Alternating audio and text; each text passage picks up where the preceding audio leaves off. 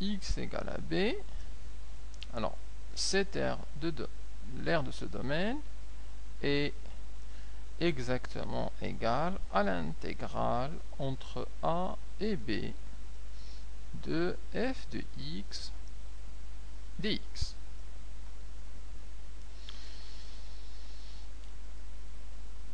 Alors, regardons ça sur une fonction.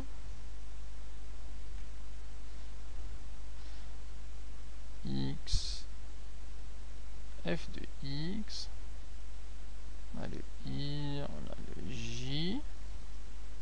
Alors, supposons qu'on a une fonction comme ça c'est c, et on a les nombres a et b. Alors on a dit que le domaine qui est compris entre le tracé de C, l'axe des abscisses, la droite x égale a, x égale à b. Alors, je vais rapporter ici projection, et là je projette le v ici. Alors l'aire qui est comprise entre le C, c'est-à-dire le tracé, qui est comprise entre l'axe des abscisses, c'est-à-dire là, par comprise entre la droite x égale a et la droite x égale b. La droite x égale a, c'est cette droite-là. X égale à b, c'est celle-là. Voilà le domaine. Et l'aire de ce domaine, c'est l'intégrale entre a et b de la fonction f de x dx. Et donc pour calculer cette aire, il suffit de calculer l'intégrale.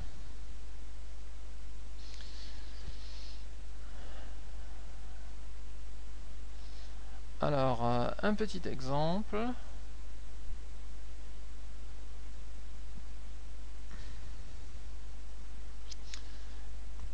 Si je prends la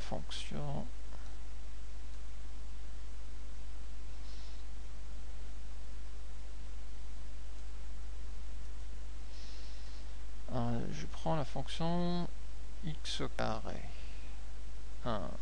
1, 2, 3, 4. Là on a 2, là, moins 1 et moins 2. Alors si on prend la fonction x au carré, c'est une fonction qui passe par les points,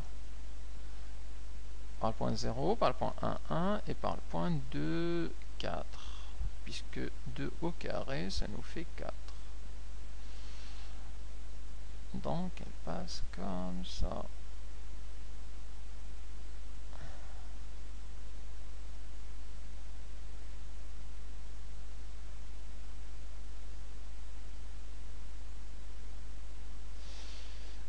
Et c'est une fonction paire, et donc elle est symétrique par rapport à l'axe des ordonnées. Voilà notre fonction, c'est la fonction f de x égale à x au carré. Alors, question, donc calculer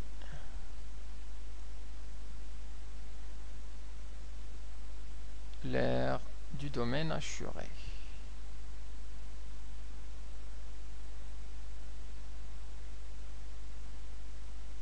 Alors je vais assurer un côté,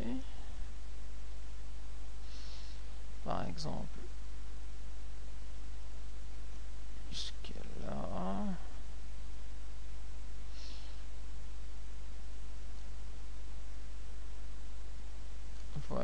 le domaine qu'on souhaite déterminer l'aire. Alors, donc on voit que ce domaine-là, il est compris entre quatre choses. D'abord, il est compris entre la fonction CF, donc c'est la courbe en jaune,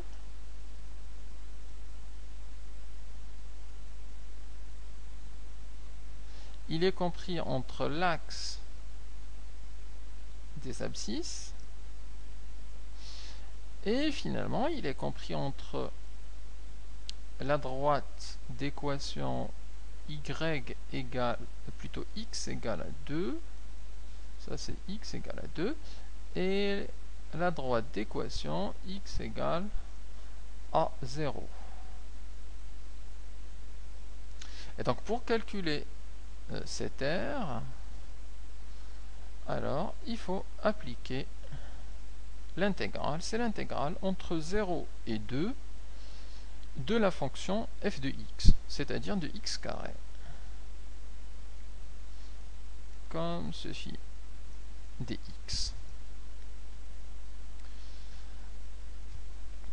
Et il faut calculer cette intégrale, donc il faut calculer la primitive de x au carré, donc ça s'écrit sous la forme x à la puissance n, ça va nous donner 1 sur n plus 1, donc 2 plus 1 fois x à la puissance n plus 1, donc 2 plus 1, c'est 1 tiers fois x à la puissance 3, entre 0 et 2.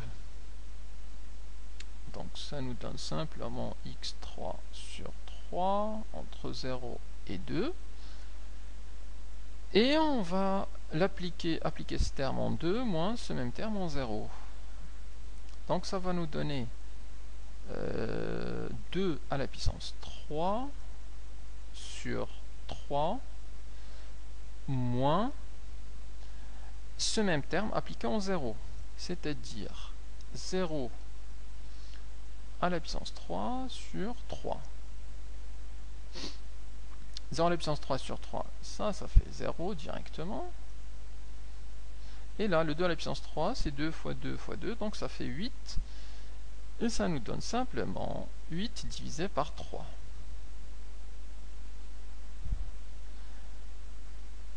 Et donc l'aire de ce domaine assuré, c'est 8 sur 3. Et il faut bien comprendre que c'est calculé en unité d'aire. Alors c'est en unité d'aire. Ici, en unité d'aire.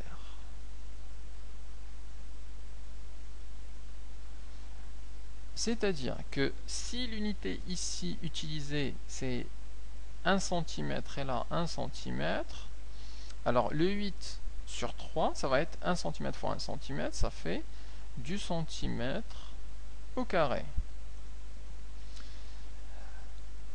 Si je m'amusais à tracer ça avec des supporters dans un terrain de foot, j'aurais par exemple pour l'unité, une unité d'1 mètre. Ce serait 1 mètre et là 1 mètre. Et donc le calcul de l'aire, eh bien ce sera 8 tiers, mais ce serait en mètres au carré. Parce que c'est 1 mètre fois 1 mètre. Donc c'est l'unité d'aire considérée. Ok, alors donc ça c'est vu. Il nous reste une dernière partie pour parler de l'intégration par partie. Alors je rappelle ici simplement une petite chose, c'est que pour un calcul d'une intégrale, on a vu jusqu'à maintenant la méthode avec les primitives. on utilise les primitives et notamment le tableau des primitives.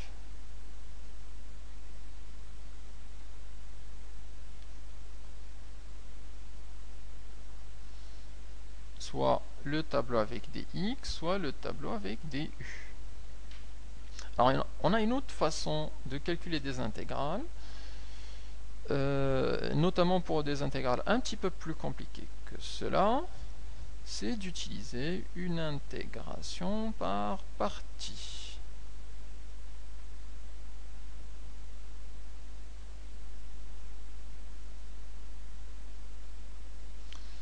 Donc ça, c'est vu. On va maintenant attaquer l'intégration par partie.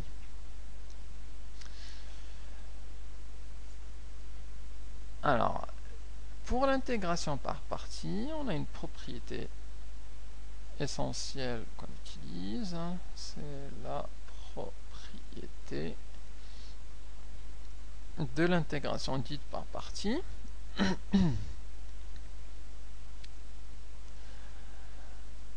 Alors, qui nous dit soit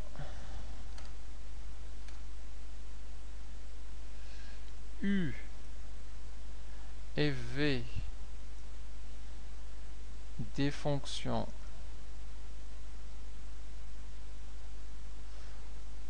continues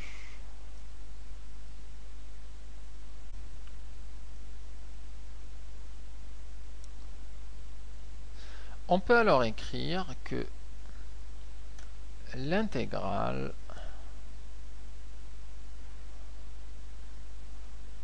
entre A et B de U' fois V dx, c'est égal à entre crochet U fois V entre A et B moins l'intégrale entre A et B de U fois V' dx.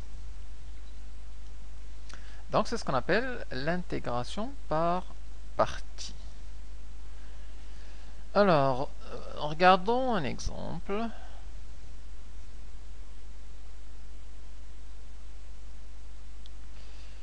Donc calculons l'intégrale entre 0 et 1 de x exponentielle x dx.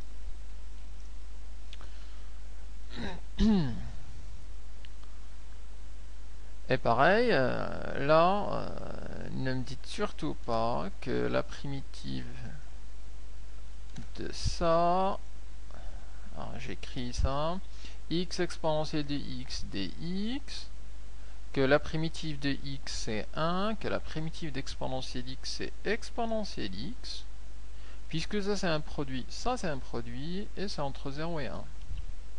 Puisque ce serait encore une fois faux.